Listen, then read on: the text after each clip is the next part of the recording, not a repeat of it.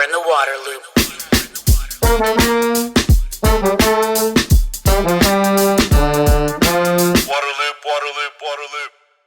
Waterloop is made possible in part by grants from Spring Point Partners and the Walton Family Foundation. Waterloop. Hi, this is Travis with Waterloop. Water conservation is very important to me, and I bet it is to all of you. That's why I use High Sierra shower heads in my house, and I'm so happy to have them as a supporter of this podcast. High Sierra carries the EPA WaterSense label for efficiency and uses 40% less water than conventional low-flow shower heads. 40%. The model I have uses just 1.5 gallons per minute. And because of their unique nozzle design, it's patented. Nobody else has it. It maximizes efficiency of water and energy use, but doesn't sacrifice on performance. You still get a powerful shower. Use promo code LOOP20 for 20% off at highsierrashowerheads.com. You're in the water loop. Welcome to Waterloop. This is Travis. Going to be talking today with Jovita Lee. She is Senior Environmental Justice Campaigner for the Center for Biological Diversity. Jovita, thanks for coming on the podcast. Thank you for having me. I'm happy to be here. We've got to talk about some serious issues here. Environmental justice in North Carolina, water issues in North Carolina.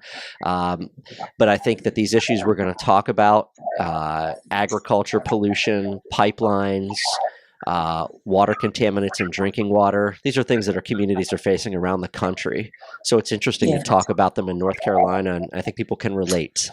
Let's start on the agriculture end.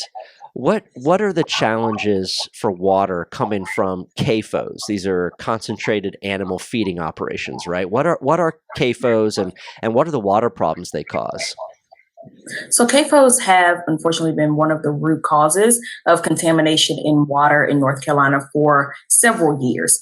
Because these facilities that actually operate the CAFOs, such as Smithfield Foods, which is the largest hog producer in the world, not the country, the world, is located in Eastern North Carolina. And because these facilities are located in these predominantly Black, brown, or low-income communities, and these regions sit in floodplains, right? And so it's extremely easy when we have these 500-year storms like Hurricane Florence and otherwise, when they come in, it is immediate and extensive flooding.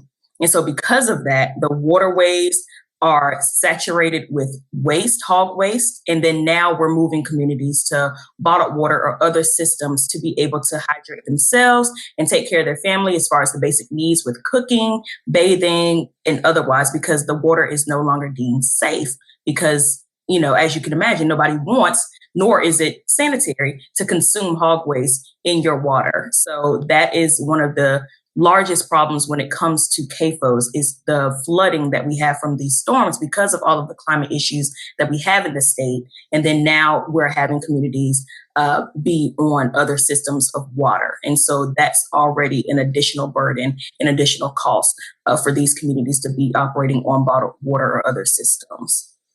Yeah, and so people that might not be familiar with the geography of North Carolina, that eastern part of the state's like the coastal plain. It's flat, right? And so, that waste kind of sits there. We get all these hurricanes. We get a lot of coastal storms. Yep. And so, isn't a lot of the waste kind of gathered in like these lagoons, or it's like these big pits of the waste from the hogs. And then that stuff can just overflow and spill into waterways. Absolutely. What is being done? You guys are campaigning to try to get changes. What kind of changes should be made to better protect the water and the people in those communities? Right. So there's definitely a vast effort from community organizations and leaders to make sure that there is a push against the rapid permitting that is happening in North Carolina. Some folks may know, but as we speak, there's different projects that are being presented that need water permits and air quality permits, right? And one of those being the Grady Road project, which is basically a swine to energy projects, the first of its kind in North Carolina. And so it's been a group effort to try and block the passing of these permits so these facilities and these projects won't keep popping up in North Carolina and making the situation worse. And so there's definitely a lot of pushback around the permitting process in North Carolina, and also on the federal level, what are the regulations coming out of the EPA, and how does that replicate with our North Carolina DEQ? Because as of right now, regulations are a little loose. So corporations are able to slide into loopholes when they're creating these projects because they're not being hounded as they should or being held accountable as they should when it comes to regulating these facilities and making sure that the pre-work, as far as the research of what are these facilities going to do? Are they actually going to be adequate sources? Are they actually going to be safe in these communities and not blow up or spill over? All of that pre-work is being ignored for the most part. And things are just being pushed through because it's seen as just a financial opportunity for the state. But we also need to think about the environmental harm and the harm to community. And we keep putting these issues in the same exact region, Eastern North Carolina. And so when you have all of these things, you start looking at cumulative impact. And so that's another thing that we are researching and pushing for, is that in these regulations, we need to uplift cumulative impact, because we need to examine not only the project at hand, but we need to start examining what is already existent in these areas. How are these facilities going to work together or against each other? And that's just research that has not been done or has not been prioritized in the regulations in the permitting process. And so that's a no-go, because we need to know exactly what to expect with these facilities, because we can't guarantee folks safety. We can't guarantee proper water and proper resources for these communities if we do not know what we're getting ourselves into. And so this whole haste of just passing things to pass things, thinking of it as a financial opportunity rather than thinking of the constituents first, from our elected officials and otherwise, and our regulators, we need to definitely make sure that we're prioritizing the other way around. So there's definitely a lot of effort around that, but those are definitely the big bucket items. Is like, how are we regulating these projects? Because we can't just allow a free for all and expect to protect the community. Yeah.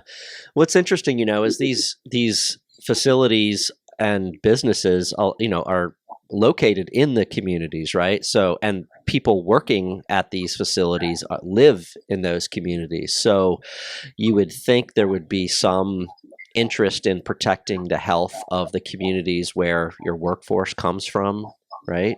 Right.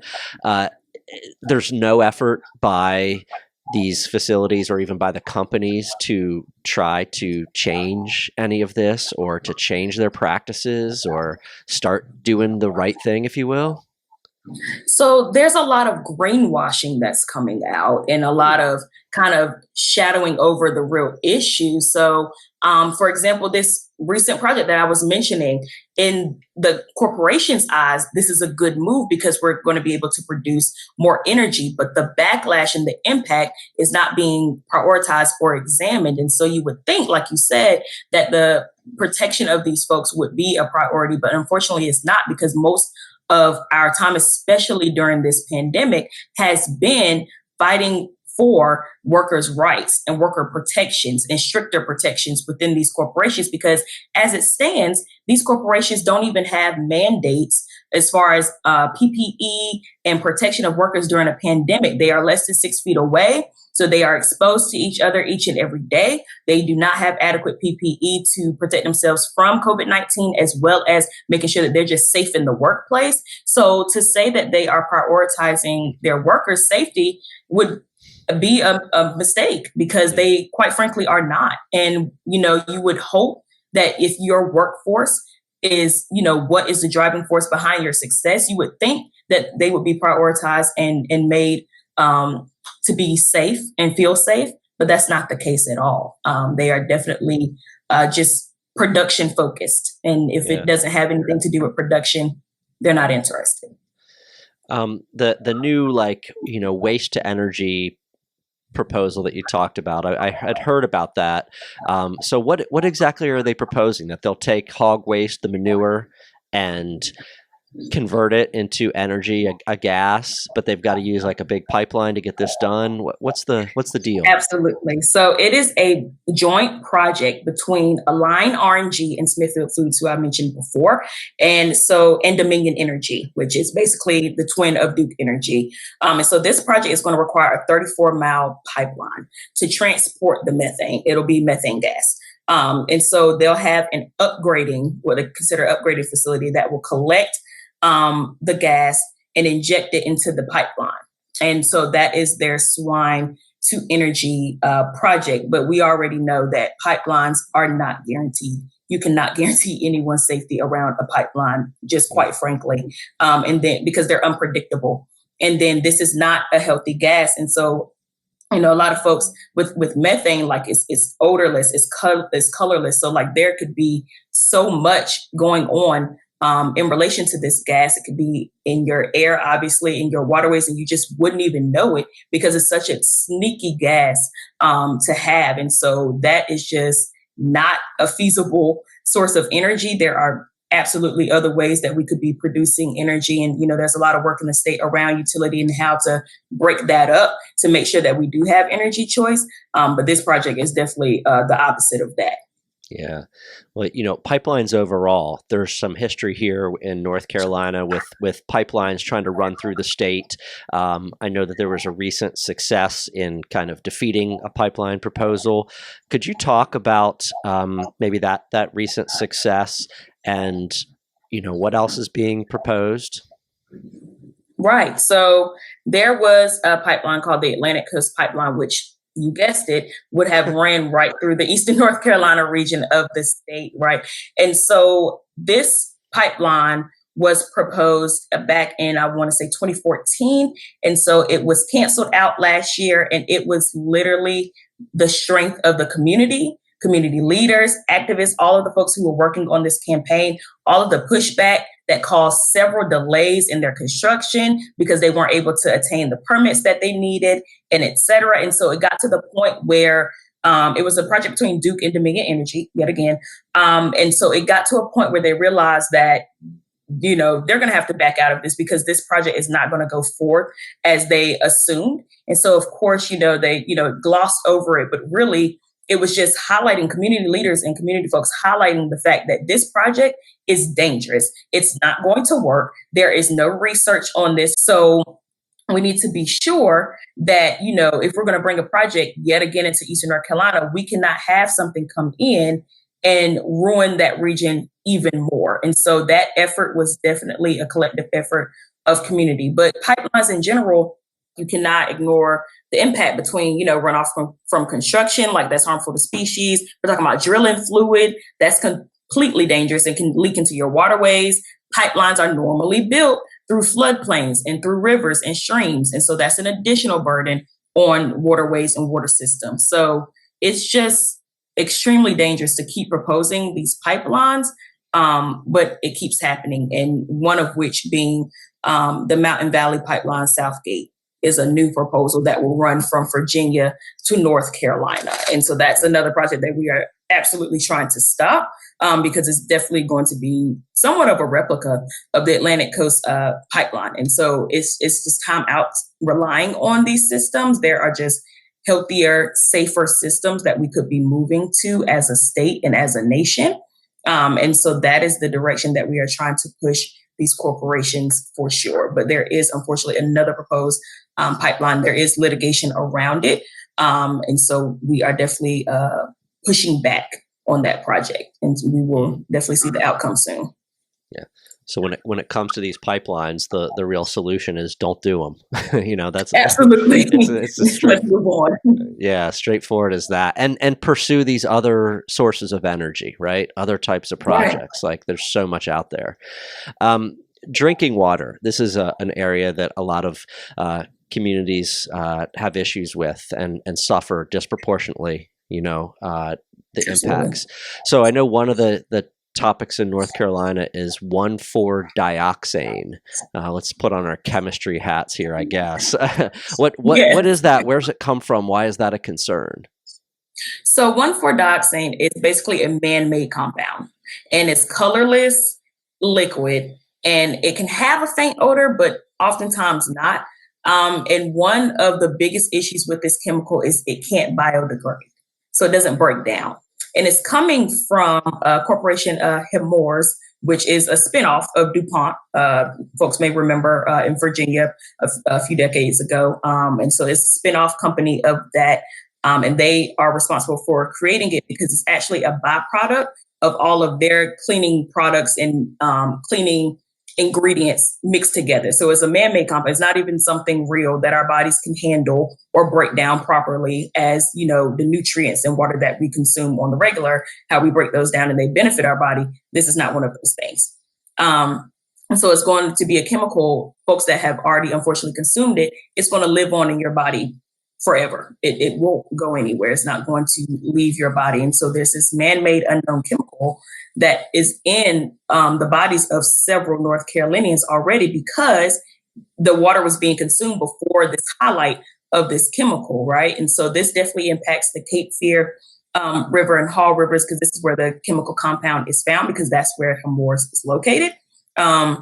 And so again, the drinking water is compromised in North Carolina and communities are now looking at bottled water and other sources again, because there's another contaminant within their waterways. And so right now, the EPA is being petitioned because of this chemical and several others. There's been several community organizations, environmental organizations that have come together to petition the EPA to actually regulate and evaluate these chemicals properly, because as it stands now, there has not been any regulation or evaluation of these chemicals. So we don't even know how extensive the harm of this chemical could be, because we're talking about communities that already have a high risk of cancer, lung disease, heart disease, because of all of the cumulative impact that we talked about at the beginning of the hour. It's now something else being added to the list, and we have little to no knowledge about the true impact that it's going to have, especially because it doesn't leave the body. So we have no idea what the chemical is doing within the body right now. And so that is extremely dangerous. That is not something you want to give to yourself, your children. There's schools that are on bottled water. Teachers are having to provide the water for their students to get through the school day. Like, it's become absurd as far as how folks are having to live without adequate amounts of water.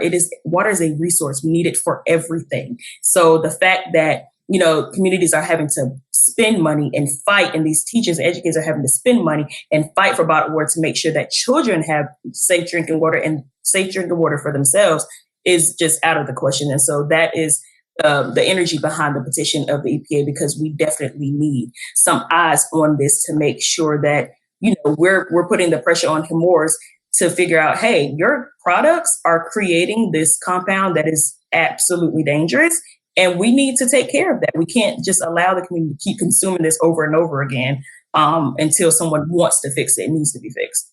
Yeah.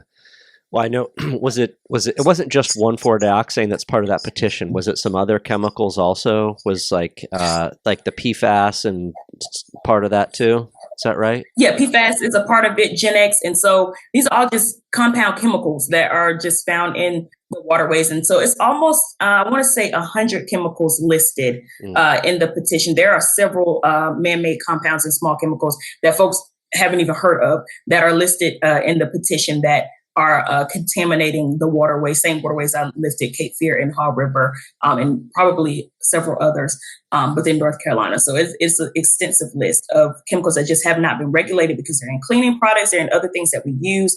Some things are in our clothing. I think I've heard that there's like some jackets and some clothing items that have the PFAS chemical in it because it's just such a regular chemical that's used in everything that we consume as just, you know, North Carolinians and just consumers, period. So now it's this backtrack of like, oh, shoot, we have been using this chemical for quite a while and, you know, it's dangerous and it's harmful, but it wasn't known to folks, to, you know, the normal consumer, but corporations have known about it for a little while.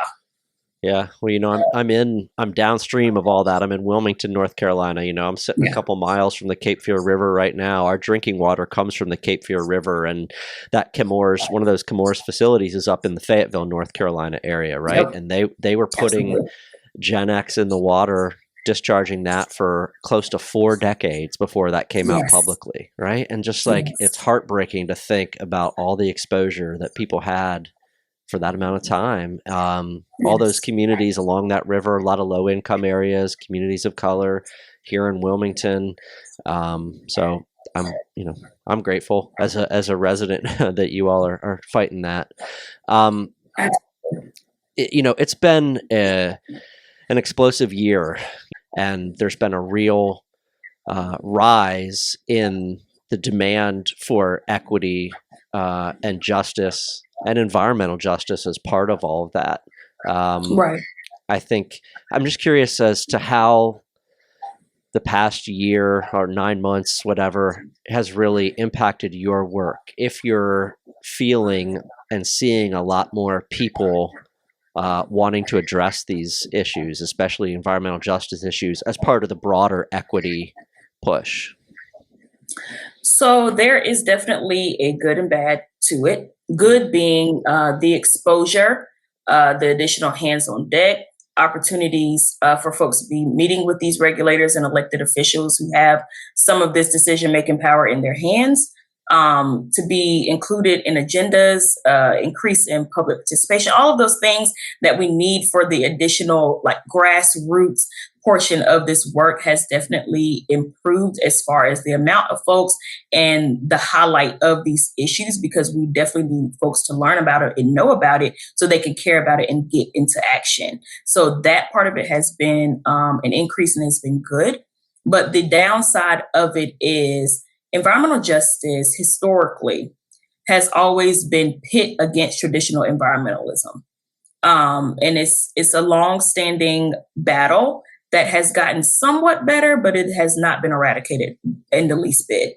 And so because of that, sometimes there are instances where community organizations or grassroots leaders, folks who are truly on the ground, moving the work for their communities, putting their own health at risk, are often overlooked at times when it comes to funding and resources. And so that's also been an issue with this, is that because there is a grand interest and we love that, but we also need to be equitable in our allocation of the resources and the funding, and making sure that the folks that have been doing this work for 20, 30, 40 years are actually at the front of that line and the front of the receiving end for those things. So that has been a point of tension within this kind of new energy. And then also just making sure, separate from what I'm saying, making sure that folks are protected during this time. A lot of our work, especially around election, was around PPE. We sent out several 100,000 PPE kits in relation to Democracy Green, which is an organization I am lead of. It is a 501c3 organization here in North Carolina focused on natural disaster relief, and also making sure our Black and Brown communities are protected, and environmental justice. So those are the focuses of that organization. And so through that and through partnerships with other organizations like Advanced Carolina, who truly led the charge, getting PPE kits and protection out to folks, that was a lot of the focus as well, because as we know, this pandemic is impacting Black and Brown folks a lot differently than it's impacting others. And so we had to make sure that throughout this time when folks were out protesting, when it was time to vote, that folks felt safe and protected and didn't feel like they could not participate because they could not access the type of protection that other folks could access. So that was definitely a part of our work that shifted, was more of just like, are our folks safe? That was really what it boiled down to over the past 9 to 10 months. Yeah. Well, that's interesting what you said also about the making sure that the resources that are starting to crop up or be pushed into this space are going out equitably. Am I interpreting that right? That now that maybe some more not prominent environmental groups, but traditional environmental groups are like, oh, we need to be more active in the EJ space, or we need to be focusing more on equity. So some of the resources might be going to them instead of the environmental justice groups that have been doing this for decades and are really rooted in it. Is that right? So yes, that is a perfect interpretation. Okay. And I will say that there are organizations that are reallocating it like immediately. They may receive it and then immediately give it back. So I don't want to discredit that. There are organizations out there that are shifting the resources to make sure that the appropriate organizations are receiving them. But on a grand scheme of things, there's still that battle, and it did not create itself within this pandemic. It's historic, and so it's something that we're going to have to continuously fight against, because it is rooted in this movement, unfortunately. And like I said, it's gotten better over time, but there's still work to be done. How long have you been working in this field, would you say? So I have been in this field for about 5 or 6 years, if we're talking specifically environmental, but definitely advocacy became a part of my life a while back. I was an intern my senior year of high school, and then just kept moving within the movement. And so I've definitely stayed in this nonprofit advocacy space. I'm a daughter of a Black Panther, so advocacy was always going to be a part of my life, whether I wanted to be or not. And so this is definitely the space that I wanted to be in. And so doing this work is beyond rewarding, because I can't imagine doing anything else. Like, if my people, if my communities are not okay, then I'm not okay. And so I need to be making sure that I can use my expertise and use my resources to make sure that, I'm improving their quality of life the best way that I can. Yeah. Do you feel, this kind of renewed focus, this energy, these resources that have popped up the past year? Do you feel like this can continue? Do you think there's real momentum, and this isn't going to be, kind of just a upturn and then go back to how it was? Does something feel different now? I think that there will definitely be an increase in momentum. I can't say that there won't be somewhat of a drop off, because that's just how advocacy works. But I definitely agree that there will be an increase in interest that will kind of stay, simply because I think this pandemic exposed a lot of gaps, especially in North Carolina, in relation to like folks having their basic needs. Like, we're still having the conversation of adequate funding for rental assistance and for mortgage assistance, for utility assistance. And so those are basic things that we need each and every month. We need, somewhere to stay. We need the utilities to be able to stay there comfortably. And so exposing these gaps, I think, has benefited the movement to kind of prove what we've been saying for years, which, there's been many instances of proof. But I think this has really drilled a lot of it home, like, oh, we really don't have the protections in place that we thought we did. We really don't have the regulation that we thought we did. And so I'm hopeful that the exposure of these gaps, even though it's hard to look at, it's hard to see, because we definitely don't want anyone in the state or this nation to go without. But I'm hopeful that this exposure is going to move folks along, elected officials, folks who have decision-making power, to say, okay, something needs to shift, because we were not able to take care of our folks like we thought we could. And we need to make sure that our funding is allocated properly, and that we need to, give residents a break rather than, giving corporations a break. So that is my hope within this energy. Yeah, no doubt. Another question that popped into my head, the former, I guess, secretary of the Department of Environmental Quality for North Carolina, right? He's the one that's been nominated to be the new administrator for the U.S. Environmental Protection Agency. Just curious as to maybe your and your organization's thoughts on that, and what that might mean for some of these, battles in North Carolina that require federal, involvement. I think the benefit in that is because he's from this state, there will be an advantage as far as knowledge is concerned. So it won't be starting from ground zero to educate him on these issues. He's well aware of them.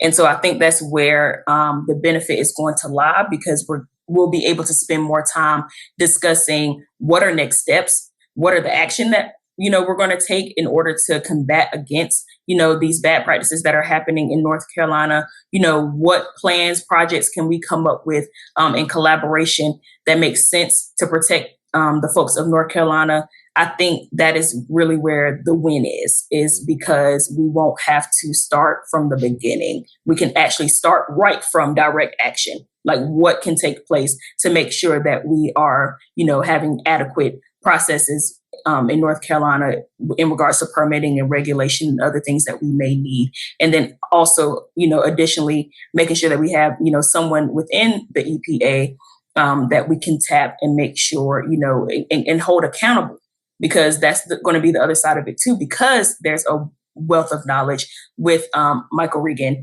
There is also going to be accountability, because he's well aware of these issues. And so we're going to hope that he operates within that knowledge and within that vein.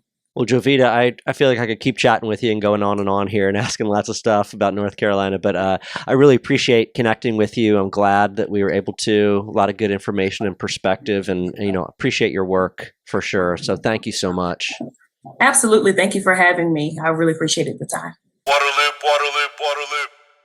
Thanks, everyone, for listening to today's episode.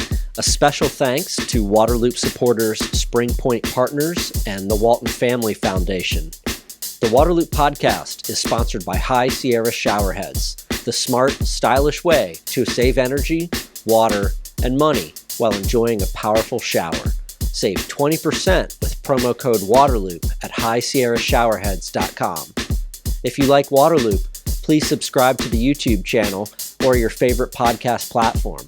Follow us on social media and visit waterloop.org to sign up for updates. Waterloop, Waterloop, Waterloop.